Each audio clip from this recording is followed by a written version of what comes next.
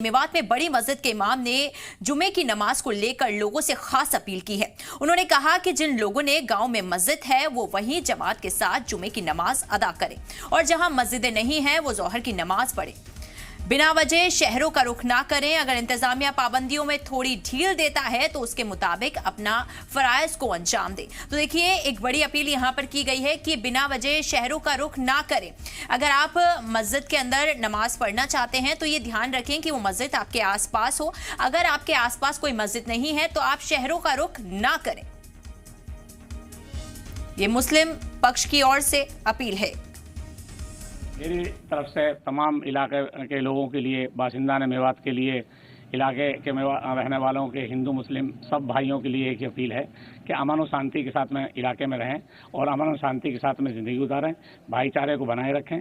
जैसा यहाँ की पहले से मिसाल थी कि मेवात में हिंदू मुस्लिम बहुत एकता के साथ में रहते हैं, लेकिन कुछ बाहरी लोगों ने आकर यहाँ गलत माहौल बनाया है। गलत माहौल बना है बाहरी लोगों की ऑडियो वीडियो के जरिए से, इसलिए इन ऑडियो वीडियो डालने वालों के खिलाफ सख्त से सख्त कानून कार्रवाई होनी चाहिए। और हमारे माशरे में तो हम देख रहे हैं बहुत अमन और शांति है। पुलिस अपने गश्त पर लगी हुई है, फोर्स अपने गश्त पर लगी हुई है, लेकिन लोगों में एक चीज़ का डर और खौफ है, कहीं दोषियों के बजाय निर्दोष लोग ना पकड़े जाएं। बस ये डर खौफ है, बाकी और कोई अशांति नहीं है, शांति है। और इस पे और ज्यादा जानकारी के साथ मेरे सहयोगी राजूराज नू से सीधा लाइव जुड़ चुके हैं। राजूराज, देखिए, लगातार यहाँ पर जिस तरीके से तशद्दुद फैला हुआ है उसके बाद एक बड़ी जो है वो बात की गई है कि आप अगर नमाज पढ़ना चाहते हैं तो वो तभी पढ़ें जब मस्जिद आपके घर के पास हो। अगर कोई मस्जिद आपके घर के पास नहीं है तो आप शहरों का रुख मत कीजिए। एक बड़ी अपील की गई है ये।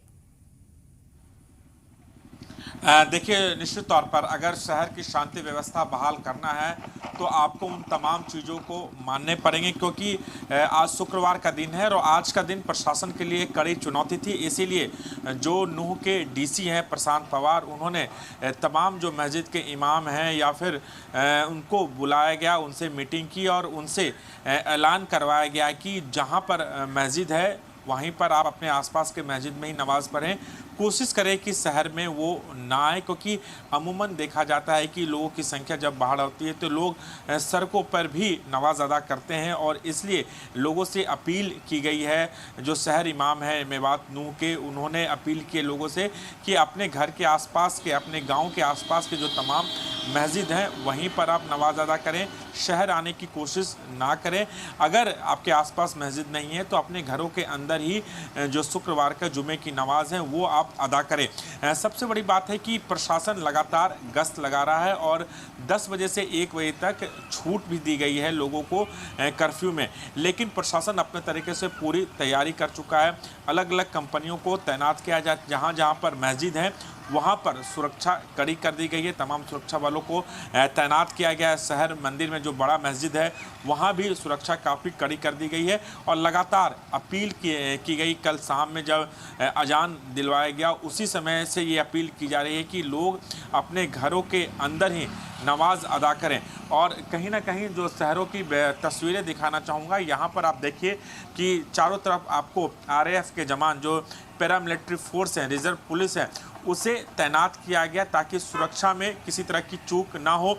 जो कमियां, जो गलतियां पहले 31 तारीख को हुई है उसे लेकर कहीं ना कहीं प्रशासन अलर्ट है और यही वजह है कि अब जो नूह प्रशासन है, हरियाणा सरकार है, वो एक्शन में है। उन्होंने कई FIR दर्ज की है, 139 लोगों को गिरफ्तार भी किया और कल देर रात जो सोशल मीडिया पर भड़काऊ बयान दिए गए थे उसे लेकर 4 और केस दर्ज किए गए, यानी अब 7 मुकदमे दर्ज किए गए। जिन पोस्ट से सोशल मीडिया पर लोगों को भड़काया गया उन तमाम पोस्ट को पुलिस ने जानकारी हासिल की।